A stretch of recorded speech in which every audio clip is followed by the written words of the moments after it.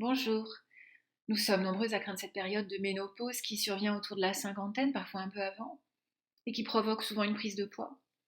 Malgré tout, il faut savoir que la prise de poids n'est pas une fatalité. Je suis Sandrine Belmont, je suis psychologue et hypnothérapeute, et je vous explique pourquoi et comment réagir.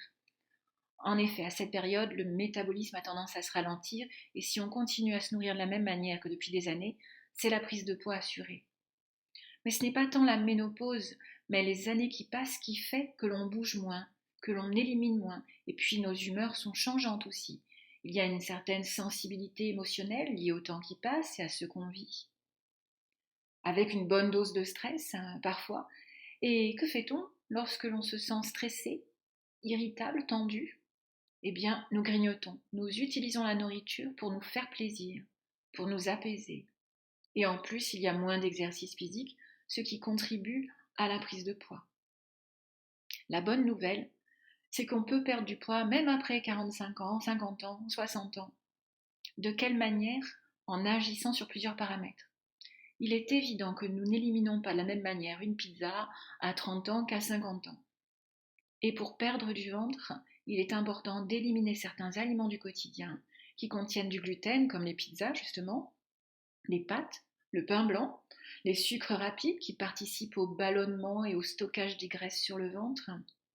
Il faut être vigilant au sel qui favorise la rétention d'eau et l'hypertension et que l'on trouve dans toutes les préparations, les conserves, les biscuits apéritifs, etc. D'autre part, le sommeil influence énormément notre stress, nos émotions et notre poids. Pourquoi? À cause d'un déséquilibre entre deux hormones. La gréline, synthétisée par l'estomac pendant la journée, envoie un signal de faim au cerveau. La leptine, produite dans la nuit par les tissus adipeux, envoie un signal de satiété. Lorsque nous ne dormons que 4 heures, par exemple, le rapport gréline-leptine est augmenté et cela stimule l'appétit. Donc moins de sommeil égale plus de grignotage, plus de glucides parce qu'on a plus faim, on bouge moins parce qu'on est plus fatigué, on boit plus de café, ce qui stimule l'appétit. Le sentiment de lassitude entraîne une envie de se faire plaisir. Et puis il y a le stress, le cortisol qui augmente normalement dans la seconde partie de la nuit pour atteindre son pic le matin, ce qui nous permet de nous lever. Et bien si ce cycle est bouleversé, cela entraîne des insomnies. Alors, il faut agir sur tous ces plans. Avec l'hypnose, vous pouvez agir sur tous ces paramètres en même temps. Vous pouvez changer votre regard sur l'alimentation, modifier vos envies, avoir des envies plus saines, vous pouvez gérer vos émotions, diminuer votre stress, améliorer votre sommeil, trouver la motivation à avoir plus d'activité physique.